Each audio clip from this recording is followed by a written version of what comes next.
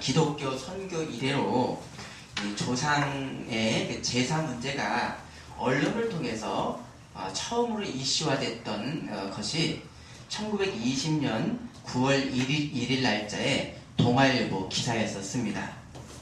자, 그 내용은요, 남편이 예수님을 믿은 후에 돌아가신 어머님께 제사를 드리지 않는 그 불효를 며느리가 대속하기 위해서 며느리가 자살을 했던 사건이 있었고, 당시에 이 기독교 청년의 총무였었던 월남 이상재 선생이 이 사건에 대해서 논평을 했습니다.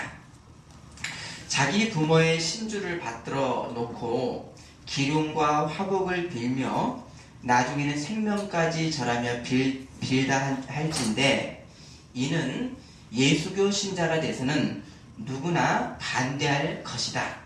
그러나 돌아간 부모를 사모하며 그리워하는 마음으로 하는 일이라면 어떠한 형식으로 예식을 행하든지 반대할 수 없으며, 야소를 믿으니까 제사 참사를 못하며 제사를 지냄으로 예수를 저버린다 하는 그런 빈약한 신앙으로는 도저히 야소를 믿는다 하여도 며칠 못 갈 줄 아오 라고 월남 이상재 선생의 논평이었습니다. 곧 뭡니까? 이 조상제사가 길lum화벽의 관념과 결부가 되어서 미신이 되었을 때는 그때는 그 우상숭배이기 때문에 기독교가 용납을 할 수 없지만, 그냥 단순히 효도의 표현으로서 하는 제사는 용납해야 된다라는 논지입니다. 자, 여러분 어떻습니까? 이게 좀 이게 굉장히 좀 어려운 어떤 내용입니다. 자, 이 조상제사가 종교적 의미가 아니라 한국 문화의 그런 미풍양속으로 이해를 했던 겁니다. 자, 이 글에 대해서 당시의 종교교회의 목사였던 양규삼 목사의 논평도 이어졌습니다. 효도는 인류의 원리이지만 제사는 하나의 풍속에 지나지 않기에 제사가 현대생활에 맞지 않고 폐풍이 되면 이를 폐지해야 된다 했습니다.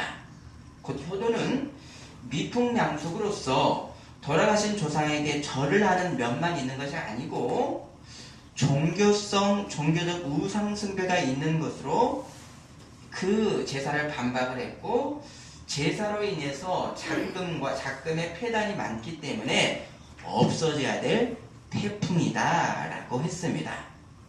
자, 이상재 선생은 제사를 부모를 공경하는 한국의 독특한 효도의 방식인 10계명의 5계명으로 해석을 했고요. 양규삼 목사는 우상 숭배하지 말라라고 하는 1계명, 2계명으로 해석을 했다라고 할 수가 있습니다. 자, 여러분은 어떻게 해석을 하겠습니까?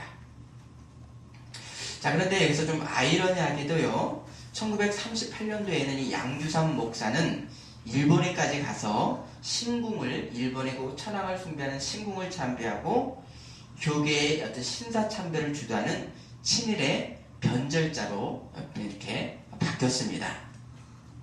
자, 이 명절을 앞두니 우리 성도들은 제사 문제로 인해서 가족 간의 갈등과 어려움이 있습니다.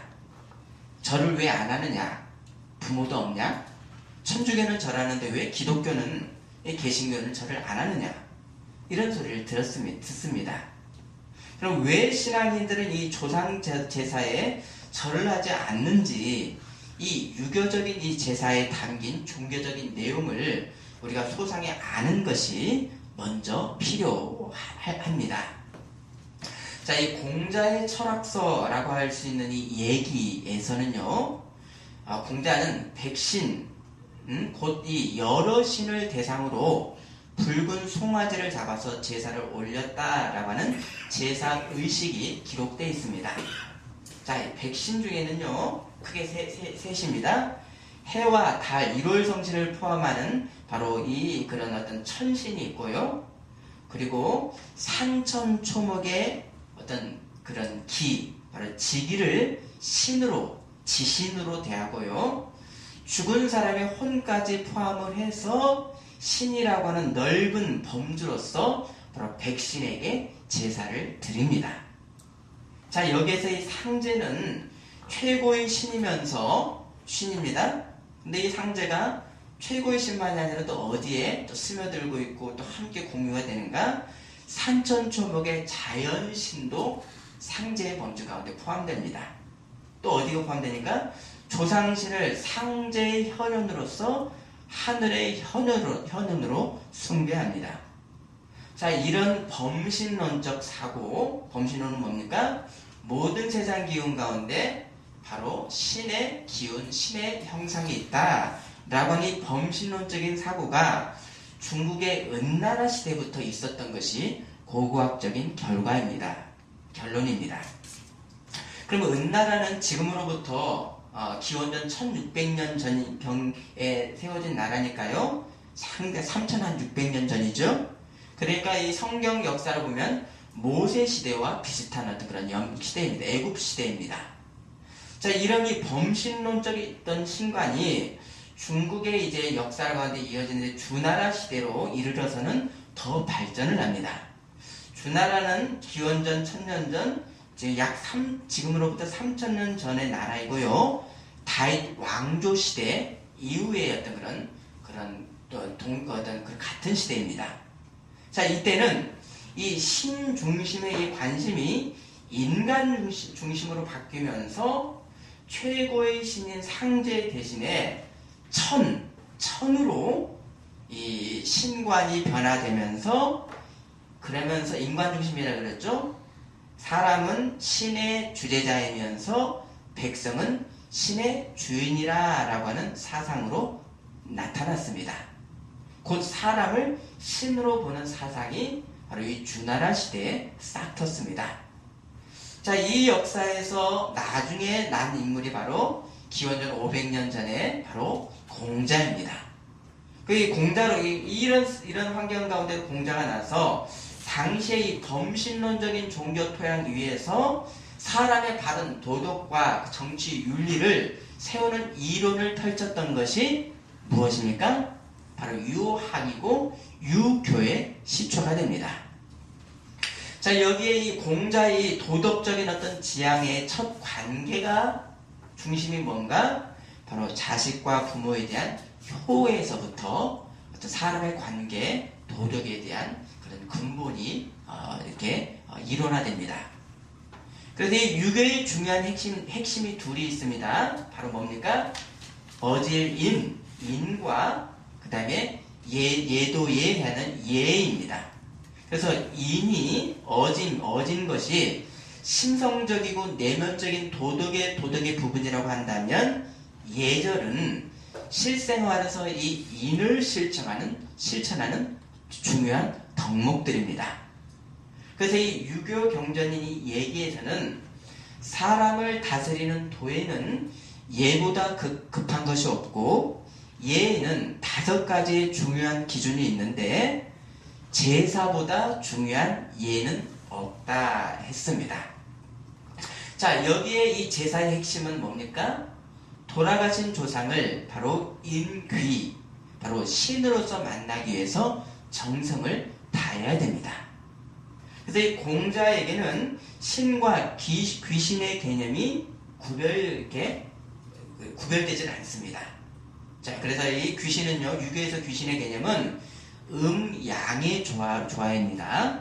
그래서 귀는 뭘까? 움츠를 귀, 신은 펼칠 신 해서 신은 낳고 생성하고 귀는 죽고 사멸하고 신은 양이고 귀는 음이고 바로 움츠러드는 것은 귀이고 그리고 산 사람을 신이라고 하고 죽은 사람을 귀라고 했습니다. 그래서 이 후대 성리학자들은 사람을 반은 신이요 반은 귀라고 했던 것이 살았을 때는 무엇이 주가 된다고 해서 신입니까? 바로 신이 양이 주가 되기 때문에 사람이 살았을 때는 신이 되고 죽은 후에는 귀가 주가 된다라고 했습니다. 자, 이 얘기에는 사람에게는 기와 백이 사람이 뭉쳐 있음이라고 이론화했습니다. 그래서 사람이 죽으면 기는 하늘로 올라가고 백, 그러니까 형백, 이 육체는 땅에 묻힙니다. 그래서 이 후대의 이 신유학인, 이 성리학인 이 내용을 혼백이라고 명했습니다. 그래서 사람이 죽어서 혼을 하늘로 올라가고 형백인 몸은 땅에 묻히는 걸로 보았습니다. 자, 이런 이 유교의 이 신관, 인간관 위에서 제사는 인귀인 조상이 신들에게 드리는 것인데, 이 유교의 제사는 단순히 조상에게만 드리질 않고요. 바로 이 유교의 귀신은 여러 개념이라 그랬죠. 바로 하늘의 천신과 함께 천신에게 드리고, 땅의 산천초목인 바로 지기에게 드리고, 또 조상인 인기를 향해서 제사를 드립니다. 그래서 신, 귀는 존재 영역이 다른 어떤 귀신일 뿐이지 같은 그런 신입니다. 그래서 이 넓은 의미의 이 귀신은 하늘인 상제가 될 수도 있고, 사람의 혼일 수도 있고, 산천초목의 직일 수도 있는 넓은 의미의 귀신의 개념입니다. 그래서 이 조상제사는 돌아가신 이 조상을 천으로 곧 신으로 대하고 있는 그 의미가 도출이 되고 또 그것을 일원화했습니다. 자, 여기에서 이 돌아가신 이 조상의 혼은 마치 굴뚝에서 연기가 나오면 그 연기가 어떻게 됩니까? 나중에는 계속 있습니까? 사라집니까? 흩어지지요. 이렇듯이 120년의 기한을 안에 혼이 사라진다라고 봐서 4대 봉사라 그랬습니다. 뭐가 4대 봉사입니까?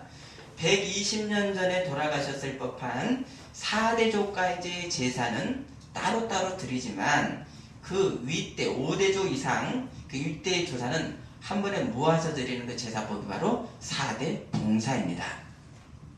그래서 이 제사는 사람이 천 또는 이 신에게 정성과 재물을 바침으로 바로 신과 교류하는 종교적인 의례입니다.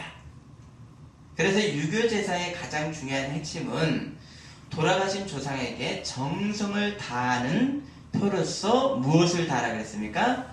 성을 다하라고 해서 제사 10일 전에 몸과 마음가짐을 정성으로 준비를 했습니다. 부정한 것을 봐서도 안 되고 만져서도 안 됩니다. 그래서 정성이 없으면 뭐가 없다? 신이 없고, 정성이 있으면 신이 있는 귀신의 이치는 마음의 이치이다. 마음의 정성이 중심으로 하는 것이다. 이것이 바로 신이 있고 없다라고 하는 맹자의 가르침으로 더 이게 봉자의 가르침이 더 발전이 됩니다. 이게 유교의 믿음입니다. 자, 여기에 신을 맞이하는 제사 의례로가 무엇이 있습니까? 처음에 강신주를 뿌려서 조상의 형백, 그 묻힌 이 몸이 감응을 하고 향을 피워서 조상의 혼이 감응하도록 하는 강신의 절차가 있습니다. 또 각 제사마다 제간이 신에게 구하는 말씀이 있고, 나중에는 신이 제간을 통해서 축사하는 그런 글을 읽게 하므로 신과 사람이 만남을 이루는 것이 제사의 중점입니다. 그래서 이 공자의 이 유교는 12세기에 남성의 주자에 의해서 신유교인 성리학으로 발전을 합니다. 그래서 이 공자의 윤리적인 범주를 더 넘어서서 어디로 더 발전을 시킵니까? 인간론을 더 발전시키고요, 우주 생성론인 신론을 더 연구를 위해서 이 주자가 그 근거로 삼았던 것이 바로 주역과, 점을 보는 주역과 바로 노자의 이런 도덕경의 이 도교의 가르침에도 유교의 사상적 근거를 두었습니다. 그래서 나온 이 우주 생성론이 뭡니까? 바로 그 성리학의 우주의 근원자, 우주의 시초를 갖다가 태극, 곧 무극이다라고 했습니다. 자, 이 주자가 태극을 무극이라고 했던 것은 바로 노자가 도를 무명, 이름이 없는 것이다라고 한 것과 병행을 합니다. 자, 그럼 이 태극의 의미는요, 태극의 의미는 이기, 리, 기, 일, 원, 론 해서 이치의 리가 만물의 존재 원리고 음양에 좋아하는 기로 봤습니다. 그래서 기가 뭉치면 천주 만물이 생기고 기가 흩어지면 천지 만물이 흩어진다라고 했습니다. 그래, 이 리와 기는 바로 하나이다 라고 해서 리기, 이기, 이론론입니다.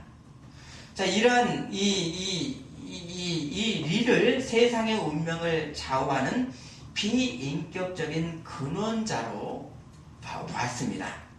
그래서 이 율곡 이희 선생도 바로 이 리를 도와 동일시했고, 바로 리를 신 또는 통치자로 그렇게 기술을 했습니다. 그 성리학은 뭡니까? 천지 만물뿐만 아니라 인간, 그리고 심지어는 귀신마저도 바로 이 태극, 무국, 리에서 생출이 되었다라고 이론을 세웠습니다. 자, 여기에 이 성리학은 이미 모든 것에 신적 요소가 있다라고 하는 이 범신론적인 사상이기 때문에 여기에서 도덕윤리 체계를 세웠고요. 그렇기 때문에 이 유교 안에 무엇이 당연히 그렇게 혼합될 수뿐이 없겠습니까? 범신론이기 때문에 바로 천지신명과 같은 무속신앙과 만날 수뿐이 없었습니다. 그래서 이 공자의 이 주역에 대한 이 주석에는 만물은 태극에서 생했다라고 했습니다. 생이 뭡니까? 생. 태어났다라는 것이죠. 그리고 출산했다라고 하는 뜻으로, 그러면 창조주에게서 만물이 나왔다라고 했으니까요, 창조주와 피조물이 구별이 있습니까? 없습니까? 구별이 창조에서 나왔습니다. 지은 것이 아니라 나왔습니다. 구별이 없다라고 하는 인간이 신적 존재다라고 하는 그 의미가 바로 공자의 유교의 사상입니다. 맞죠? 자, 여기에서 이 공자는 사람이 하늘로부터 본성을 받은 천명은 세상과의 초월적 본질을 받은 것이 아니라 천명의 사람에게 있는데요, 바로 우리 사람 안에 있는 다른 본성을 길러서 천명을 이룬다라고 했습니다. 그래서 성인이 군자가 자기 본성을 발휘해서 인격을 완성하고 만물을 완성하는 것을 뭐한다? 이룬다 라고 했는데, 그럼 이 만물의 완성이라는 것은 뭡니까? 결국 천지가 인간 안에서 합일하는 것이다 라고 했습니다. 그래서요, 군자가 움직이면 천하의 도가 되고, 군자가 행하면 천하의 법이 된다는 것이 천인합일의 의미입니다. 자, 여기에서 공자의 사상을 더 발전시킨 이 맹자는 바로, 혹시 집중하게 해서요, 맹자는 무슨 사상을 발전을 시켰습니까? 네? 성선. 예, 맞습니다.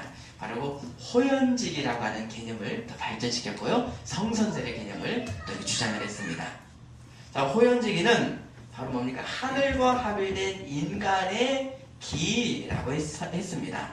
그래서 호연직이는 천지에 다 가득한 것인데 범신론이죠. 사람이 도를 자각함으로 인해서 천명을 더 기름으로 인해서 호연지기를 내면에서 기른다라고 했습니다. 그래서 사람이 자기의 본성을 개발해서 호연지기와 합일된 상태를 바로 하늘과 하나된 상태 했습니다.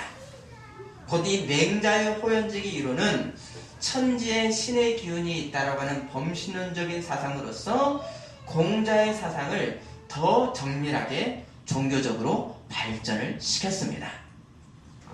자, 이러니 유교의 발전은 후대 성리학에 이르러서 성증리라고 정의를 했는데요. 인간은 나면서부터 하늘의 이치를 부여받았다고 하는 뜻입니다. 그래서 인간의 본성이 바로 절대자의 내재가 되어 있다입니다. 자, 이 주장의 일환으로서 만물의 창조자여 절대적 존재가 뭐라 그랬습니까? 성리학에서 태극이라 그랬죠? 태극이 어디에 있는가? 바로 사람의 본성 안에 있다라고 하는 인극론으로 인간의 본성이 절대자의 본성과 같다라고 했습니다. 그러면요, 여기에서 어떤 결론이 도출이 됩니까? 죽은 조상은 사람이 살았을 때도 신인데 죽은 조상은 당연히 신으로서 섬김의 대상이 될 수 있는 제사 이론이 세워집니다. 여기에 유교의 범신론적인 제사와 함께 자연스럽게 혼합된 것이 바로 조상신들이 자손들의 수호신이 된다라고 하는 무속신앙, 원시신앙의 조령신앙과 혼합이 될 수뿐이 없었습니다. 그래서 이 제사의 끝에는 조상의 영이 강복하기를 합니다. 제사가 끝나 조국께서 기쁘게 흠양하셨으니 엎드려 바라건대 오복으로 가족들을 돌보고 평안하게 하십시오. 자, 이 강복의 기원은 만물의 기원인 네가 주는 복이 아니라 바로 조상신이 주는 복에 대한 믿음입니다. 곧 이 유교 제사의 핵심은 가족 간의 통합, 어떤 미풍양속 이것 어떤 이전에 먼저 뭐가 있습니까? 신과 인간의 만남을 먼저 중심하고 있습니다. 그래서 제사는 신을 맞음으로 시작이 되고 마지막은 신을 보냄으로 마치게 됩니다. 곧 모든 순서가 신과 사람의 만남과 가뭄이 핵심입니다. 여기에 신이 제물을 받도록 사람의 모든 정성과 신의 흠양의 종교적 내용이 그 중심 가운데 있는 것입니다. 자, 이렇다고 한다면 우리가 이것을 미풍양속으로 볼 수가 있는가? 우리는 생각할 수 있습니다. 원래 이 유교 제사에서 이 신이 내리는 복은요, 현세적 복이 아닙니다.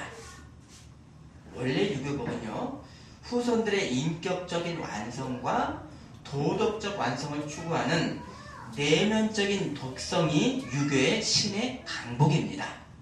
하지만 범신론의 유교 제사에서 무속의 기복이라는 것은 자연스럽게 합쳐질 뿐이 없었습니다. 그럼 이 유교의 가르침에서 제사를 통해서 신의 강복을 받을 수 있는 사람은 누구겠습니까? 신의 복을 받을 수 있는 사람? 바로 유교의 가르침대로요, 도를 실천하기 위해서 자신을 매일 수양하는 사람, 토연지기를 기르는 사람이 많이 정성의 제사를 드릴 수 있다는 하는 일관성이 있습니다. 자, 이 이론으로 봐서는 굉장히 아주 고도의 도덕 윤리요 철학입니다. 자, 사람의 내면의 리를 키우고 밖으로는 신과의 만남으로 도와 하나가 되는 정성의 제사와 군자, 성인들의 삶의 인간성을 유교에서 요구합니다. 곧 이 신과 인간의 만남은 유교의 학문적인 목적과 천인합일의 다른 표현입니다. 그럼 이 천인합일의 하늘과 사람의 하나가 되는 유학의 목표는 바로 내가 사람이 주체가 돼서 수양을 하고 한다라고 하는 학문과 제사의 목표가 일치가 됩니다. 곧 이 유교의 학문적인 차원과 종교적 차원이 괴를 같이 하는 자력 구원과 같은 것이 바로 구원이 바로 유교입니다. 자, 이 유교 제사는 유교의 핵심인 인과 또 밀접한 관계를 갖습니다. 인은 어떤 뜻입니까? 인. 한자로는 어질 인자지요. 남을 나처럼 사랑하는 마음으로 이게 인의 의미입니다. 그래서 공자는 논어에서 효도와 제사는 인의 근본이다라고 했습니다. 효는 부모에 대한 자식의 도리이고 제사는 같은 부모 아래 형제 간의 사랑이 인으로 나타납니다. 곧 남을 사랑하는 것이 어디서부터 시작되는가? 바로 그 인의 실천은 먼저는 부모에게 효도이고 또 제사를 통해서 같은 부모 아래 형제가 우애하는 것을 인의 근본으로 삼았습니다. 여기에 이 제사는 조상신만이 아니라 자연 만물의 질서를 신으로 섬기는 것으로서 다른 어떤 신적 대상에게 제사할 수 있는 신분적 차별이 있습니다. 자, 그러면 천과 하늘에게 그 다음에 삼천초목의 지신에게 제사 드릴 수 있는 사람은 누가 있겠습니까? 이게 일반 평균은 드리지 못합니다. 바로 임금만이 천과 지기에게 제사를 드릴 수가 있었고요. 그래서 이 제사 제도가 국권에 서 있으면 어떻게 됩니까? 유교적인 지배 질서인 왕, 양반, 평민, 하층민의 국가 시스템을 유지하는 지배 질서가 확립이 되는 것이었습니다. 그래서 이 유교 아래서 조선 500년이 그렇게 세워질 수 있었습니다. 곧 이 유교에서의 나라는 확대된 가족으로서 각 가정이 한 조상 아래에서의 하나가 되고 또 한 왕 아래 모든 백성이 하나라고 하는 가족 국가관입니다. 곧 유교에 있어서 이 제사는 사상적인 통합이 되고요. 사회통합적인 도덕적 차원에서 그 중요성이 바로 제사가 아주 큰 의미를 갖습니다. 하지만 이 유교에서의 하늘로 섬기는 이 천은 인간에게 내재되어 있기 때문에 하늘을 받들고 섬기는 것은, 인간의 이 근본을 섬기는 것은 무엇을 넘어설 수 없게 되겠습니까? 한번 생각해 보십시오.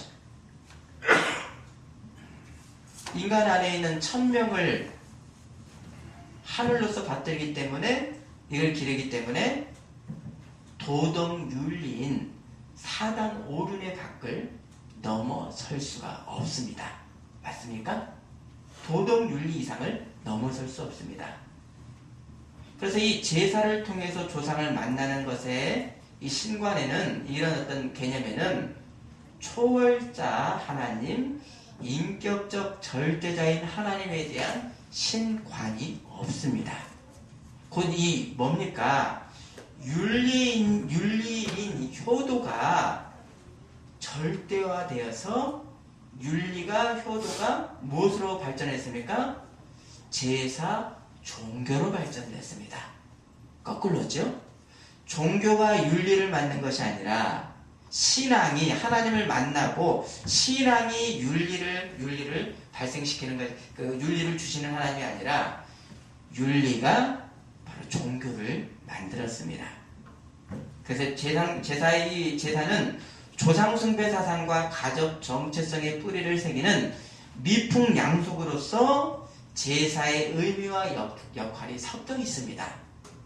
여기에 우리 성도가 제사에서 조상을 신으로 섬기는 이 거짓 신관만을 정확하게 우리가 떼어내어서 제사를 미풍양속으로 드릴 수가 있는가? 현실적으로 어떻습니까? 거의 불가능합니다. 아멘이십니까? 곧 이 사람 간의 이 윤리적 관계에 근거를 해서 시작된 이 유교는 사람의 이 종교성의 발현이 어디로 이루어집니까? 바로 제사입니다. 유교는 인간의 이 윤리적 관계에 출발을 해서 종교적 발현으로 이어졌습니다. 반면에 우리 신앙, 기독교의 효도의 시작은 어디서부터입니까? 효도로의 계명을 누구로부터 받았습니까? 하나님입니다. 창조주입니다. 창조주는 어떤 분입니까? 우리를 낳으신 분이 아니라 지으신 초월하시는 하나님이십니다. 그런데 이 하나님은 또 어떤 하나님이시죠? 세상과 역사에 관계하시는 인격적 하나님으로서 이 인격신의 하나님은 어떤 하나님으로 완전히 계시하셨습니까? 성자 예수 그리스도로 우리에게 계시하셨습니다. 그래서 이 인격적 하나님께서 당신의 초월자의 말씀을 인격적인 어떤 신으로서 우리에게 주셨던 말씀이 바로 뭡니까? 시내산의 10계명입니다. 그래서 10계명은요 두 돌판에 세워주셨는데요 1계명부터 4계명까지는 누구와 누구의 관계입니까? 하나님과 사람의 관계입니다. 그리고 5계명부터 두 돌판째인 5계명부터 10계명까지는 인간 간의 관계의 율법으로서 바로 두 돌판의 첫 번째 계명이 바로 부모 공경의 법입니다. 곧 사람이 이성으로 인지할 수 있는 인륜의 도덕으로서의 시작이 무엇인가를 헤아리면 바로 인간관계의 시점으로서 효도가 우선할 수뿐이 없습니다. 사람이 생각하는 최고의 어떤 그런 덕목, 도덕률이 바로 효도입니다. 자, 여기에 이 유교는 무엇에 중심을 뒀고 무엇이 없나를 우리가 헤아려보면 인륜의 이 법을, 도덕률을 주신 바로 창조주 하나님, 그러나 인격신으로 세상을 구원하신 하나님을 모르는 한계가 있었고요. 도덕률 안에서 종교로 발전을 시키는 그런 영리현상이 이 유교 가운데 나타났던 것입니다. 아멘이십니까? 아멘. 곧 둘째 돌파는 유교 가운데 있지만 첫 돌파를 주신 하나님의 지식이 없고 창조주 하나님이 사람을 창조하신 목적 그리고 창조 목적을 이룰 수 있는 이 죄악의 세상을 구원하신 성육신하신 하나님 그리스도의 지식이 유교에는 없습니다. 결국 이 제사 문제로 발생하는 기독교와 이 유교의 충돌에서 유교가 무엇에 대한 오해를 안고 있습니까? 무엇에 대한? 바로 비진리를 지금 안고 있습니까? 바로 사람 간의 윤리, 부모에 대한 효도의 윤리를 종교로서, 초월자로서 여겼던 것입니다. 또요, 사람을 무엇으로 나누지요? 그리스적 3분법으로요? 영과 혼과 육으로 나눕니다. 그런데 성경 계시가 밝히는 하나님 앞에의 사람은요, 죽은 사람도 산 사람도 어떤 존재입니까? 바로 죽어서 우리의 몸과 영이 분리가 됐다라고 해서 사람이 달라집니까? 하나님 앞에서 달라집니까? 안 달라집니까? 하나님 앞에서는 동일한 피조물입니다. 곧 사람이 죽고 살고의 어떤 상태의 변화가 하나님과 사람의 관계를 바꾸지 못하는 모든 사람이 하나님 아래에 있는 인격적인 존재요. 바로 인격적 존재입니다. 곧 성경도 사람의 죽음과 고통과 단절을 문제시를 합니다. 하지만 우리 이 계시가 중심하는 것은 사람이 죽었나 살았나의 어떤 육신적인 상태가 아니라요. 그의 영혼이 하나님과 관계를 가졌는가 안 가졌는가에 따라서 죽음과 바로 영생을 구분을 합니다. 사람에게 영원한 죽음은 창조주시오 구원주이신 하나님을 사람의 죄로 인해서 원수가 된 상태, 이 하나님을 믿지 않는 것이 죽음입니다. 반면 하나님과 화평하는 사람은 바로 영생의 사람입니다. 그래서요, 육신이 살았어도 죽어있는 사람이 있지요. 하나님을 고백치 않은 믿지 않는 사람은 죽어있는 사람이고요, 죽었어도 영생하는 사람으로 갈립니다.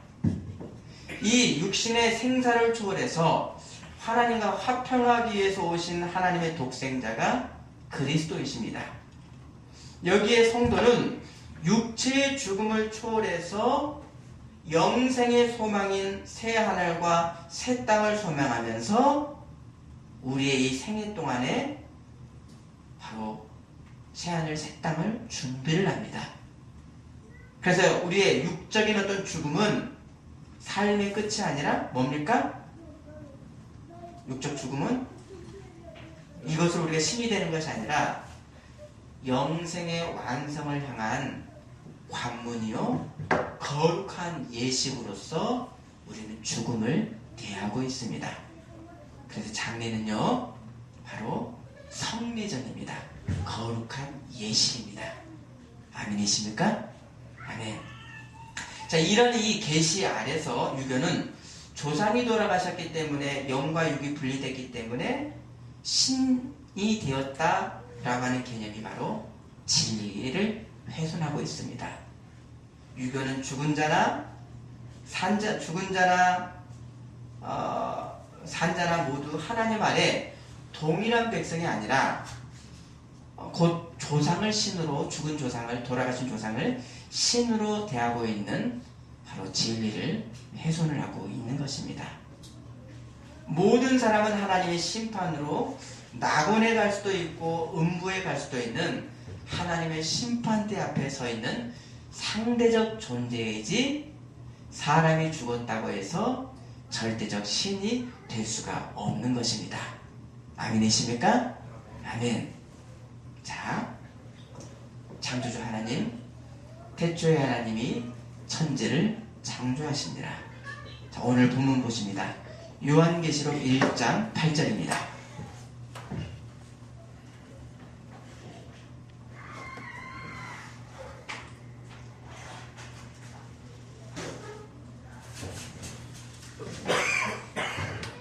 요한계시록 1장 8절 읽어주십니다. 주 하나님이 이르시되 나는 알파와 오메가라 이르고 아멘. 오늘 보면 신명기 5장 7절에서 9절 보십니다. 나 외에는 다른 신들을 내게 두지 말지니라. 너는 자기 위하여 새 우상을 만들지 말고 위와 아래로 바라시는 것이나 나를 내시는 것이나 땅의 물속에 있는 것이요 그 생각도 만들지 말며 9절이요. 그들에게 제사를 그것을 상대하라. 나 내 하나님 여호와는 원하는 하나님이시니 나를 구하는 자의 죄를 갚게 아버지로 아들에게로 3사대까지 이르게 하거니와 나를 사랑하고 내 계명을 지키는 자에게는 천대까지 은혜를 베푸느니라. 아멘. 절대자, 절대의 신, 인격신, 구원주의신 하나님 한 분이 없는 이 진리 가운데서 오로지 하나님만 경배하는 우리 명절 모든 어떤 생활이 되시기를 소원합니다. 기도하시겠습니다. 하나님 아버지, 창조주 하나님, 그러나 초월하신 하나님께서 세상과 관계하심으로 하시는 인격신으로서 육신으로 오셔서 그 모든 생명을 주시기까지 사랑하셨던 이 하나님에게만 경배하는 진리 가운데 더 굳건히 서는 우리가 될 수 있도록 인도하여 주시옵소서. 하나님 외에 그 모든 것이 상대적인 것이요 소멸하는 것인 것을 알아 오로지 하나님의 진리 가운데 굳건히 서며 하나님의 진리를 세상 가운데 전하는 복된 우리의 모습으로 인도하여 주옵소서. 예수님의 이름으로 기도드립니다. 아멘.